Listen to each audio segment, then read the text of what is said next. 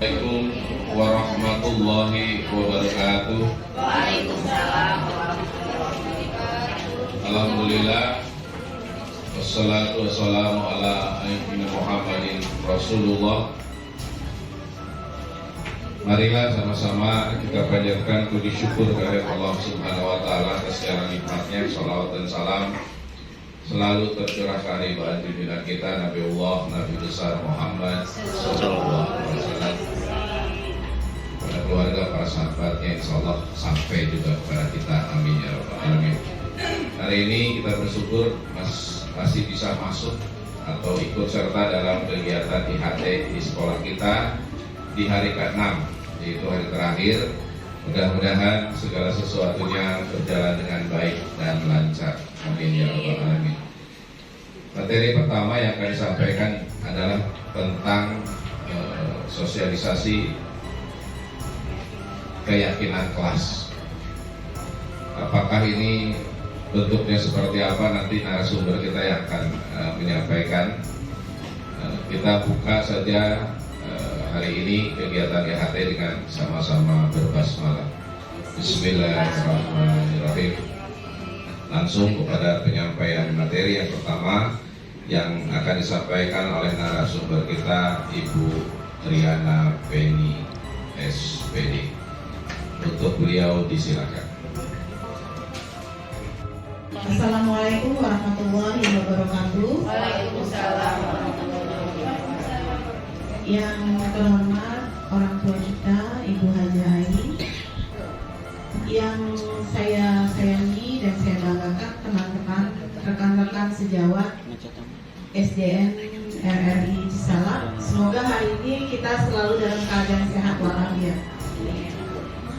Teman-teman, izinkan saya pada kali ini saya akan memberikan atau mengadakan kegiatan sosialisasi mengenai keyakinan kelas, khususnya di SDN RRI Cisalak. Sebelum kepada penjelasan mengenai keyakinan kelas, seperti apa sih keyakinan kelas itu? Di sini ada pertanyaan pemantik supaya kita mengerti, supaya kita memahami bagaimana kita untuk menerapkan keyakinan kelas itu. Ya. Mengapa keyakinan kelas? Mengapa tidak peraturan kelas saja? Ya. Kemudian mengapa adanya keyakinan kelas itu penting untuk terbentuknya sebuah budaya positif? Dan ketiga, bagaimana mewujudkan sebuah keyakinan kelas yang efektif? Di sini memang sepertinya keyakinan kelas dengan peraturan kelas sepertinya hampir sama ya. Kenapa tidak peraturan kelas saja yang sudah lebih mengena ya kepada kita? Nah, menurut Bapak Ibu, teman-teman semua, kira-kira peraturan kelas dengan keyakinan kelas berbeda tidak? Berbeda. Kira-kira berbeda apanya? Kalau peraturan seperti apa sih? Kelas diatur, diarahkan, kemudian nanti ada sanksinya. Kalau melanggar Ada sanksi. sanksi. Kalau keyakinan kelas itu diyakini sesuai dengan kesepakatan. Diyakini. Yakin. Kata yakin itu apa sih? Yakin. Yakin itu apa? Yakin. Percaya ya. Percaya. Oke, terima kasih Bu Ani. Ada lagi yang mau menambahkan? Bu Eko aja ya. Kira-kira menurut Bu Eko peraturan dengan keyakinan itu ada bedanya tadi kan ya? Ada bedanya. Bedanya seperti apa? Sebenarnya salah satu bagian dari proses belajarnya CGP, bagaimana mensosialisasikan budaya positif. Di kurikulum Merdeka itu tidak mengenal yang namanya hukuman atau reward, yang tidak ada punishment ataupun reward, tapi yang ada adalah keyakinan kelas. Jadi ketika pertama pembelajaran baru pertama masuk kelas, itu kita membuat keyakinan kelas. Keyakinan kelas itu dibuat berdasarkan kesepakatan kelas. Nah, sebenarnya hampir sama isinya itu seperti peraturan, tetapi di dalam keyakinan kelas tidak usahakan tidak ada kata negatif. Biasanya kan kalau di keyakinan di peraturan tidak boleh memakai, tidak boleh terlambat, tidak boleh apa gitu. Ada kata negatifnya. Tidak, jangan. Tapi kalau di keyakinan kelas itu usahakan Pernyataannya positif. Itu yang pertama kata kuncinya.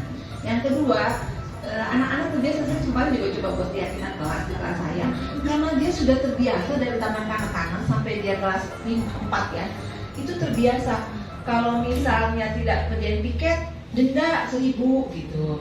Terus kalau misalnya tidak terlambat, ada malah begini, Bu, kalau misalnya buang sampah sembarangan suruh bersihin itu aja Bu, apa tuh kamar mandi katanya gitu.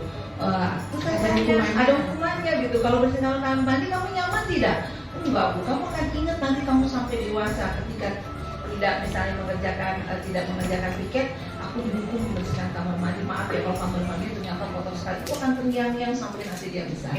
Jadi maksudnya di sini peraturan dan keyakinan bedanya, di dalam keyakinan itu adalah motivasi internal. Jadi si murid melakukan sesuatu itu dia tidak terlambat, dia misalnya dia mau mengerjakan tiket gitu ya, itu bukan karena dia takut, tapi ada motivasi internal karena memang saya yakin itu harus saya lakukan. Jadi tidak ada konsekuensi. Tapi yang ada di sini, ketika anak itu tidak mengerjakan, bagaimana kita memberikan budaya positif supaya anak itu yakin bahwa memang dia itu harus melakukan. Seperti itu. Terima kasih. Oke, terima kasih. Tepuk hebat dong buat kita semua. Tepuk hebat. Hebat, hebat.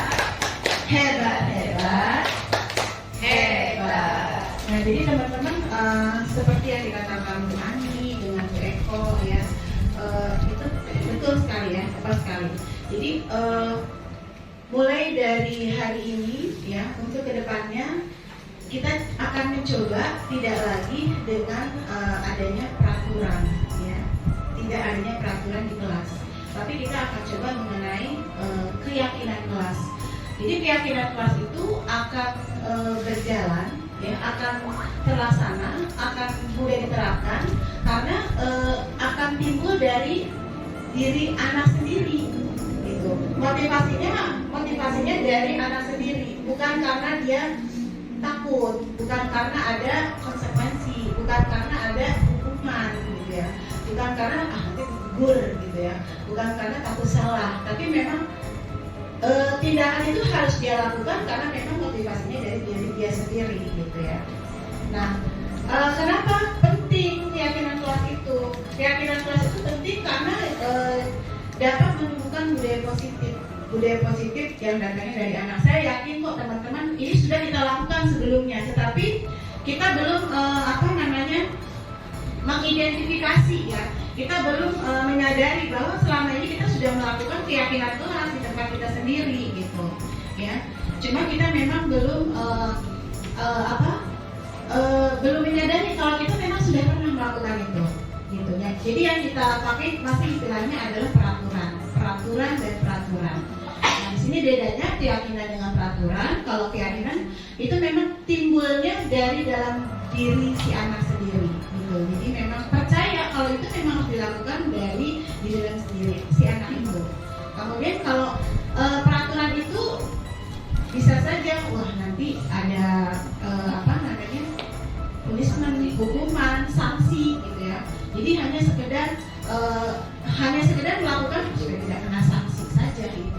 Jadi tidak bermakna, peraturan itu tidak bermakna bagi anak-anak gitu. Kalau keyakinan itu bermakna, oh kalau saya tidak melakukan ini nanti saya akan bagaimana ya ke depannya gitu.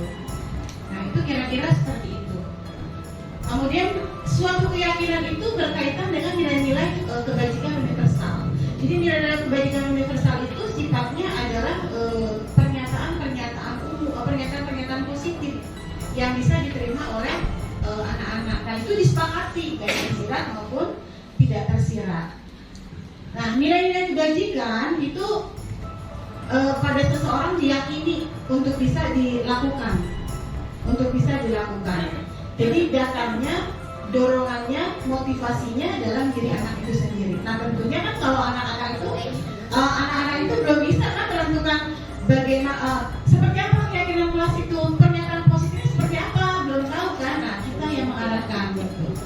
Kita yang mengarahkan supaya anak itu bisa memberikan satu pernyataan positif yang bisa diingat oleh anak-anak itu sendiri, gitu ya. Kalau keyakinan kelas, insya Allah karena datangnya dari diri sendiri, ya, dia akan melakukan yang terbaik. Nah, inilah yang akan kita terapkan, budaya-budaya positif inilah yang akan kita terapkan di kelas kita nantinya. Jadi tujuan saya melakukan kegiatan ini adalah mengajak teman-teman untuk sama-sama kita membuat keyakinan kelas, ya, tentunya untuk menumbuhkan budaya-budaya positif yang ada di sekolah kita. Kita sudah lakukan itu, tapi kita tidak menyadari kalau itu adalah keyakinan kelas yang sudah kita lakukan. Contohnya yang setiap hari kita lakukan adalah sambut siswa. Itu juga budaya positif, salah satu budaya positif yang sudah kita lakukan. Untuk apa? Ya, untuk menumbuhkan budaya positif pada anak. Datang tepat waktu, ya kan? Kemudian berpakaian rapi, kemudian ada 5S-nya, ya, 5S-nya. Nah, itu adalah tindakan atau perilaku-perilaku, keyakinan-keyakinan yang bisa menumbuhkan budaya positif. Jadi pernyataan-pernyataan positif yang mereka bisa yakini, yang bisa mereka percaya kalau itu mereka bisa lakukan. Itu, ya. Kemudian tadi sudah ditempel, ya, sudah menyusun. Nah, sudah mengganti kalimat negatif menjadi kalimat yang positif. Sudah kalimat positif semua, ya. Kemudian kita tinjau lagi, ya, pendapat-pendapat dari anak-anak tadi itu kita tinjau lagi. Nah, di sini mana yang sekiranya masih menjadi satu peraturan, bukan keyakinan kelas buat anak. Nah, untuk keyakinan kelas di sini kita menitik beratkan pada nilai-nilai kebajikan, ya, pada nilai-nilai kebajikan.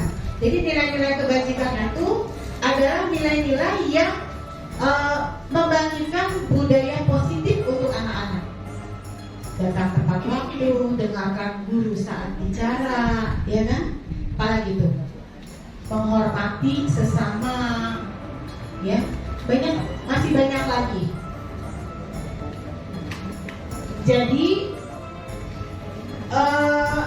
proses ini mengajak murid-murid kita untuk memahami apa. Nah, di sini untuk penanganan penanganan satu masalah bila kita menghadapi anak yang bukan melanggar sebenarnya, ya, tetapi melakukan yang tidak sesuai dengan keyakinan kelas. Jadi tidak ada lagi kata melanggar, tidak ada lagi kata hukuman, ya, tidak ada lagi konsekuensi, tidak ada. Jadi sekarang istilahnya itu adalah si anak itu tidak menjalankan sesuai dengan keyakinan kelas yang sudah ditetapkan. Nah, itu bisa kita tangani. Kita sebagai posisi guru ini sebagai posisi manajer. Jadi posisi guru itu ada posisi sebagai teman, ya. Kalau sebagai teman, pastinya kan anak itu masih apa? Mungkin dia hormat, tetapi tidak bisa konsekuensi kalau anak murid itu dengan guru.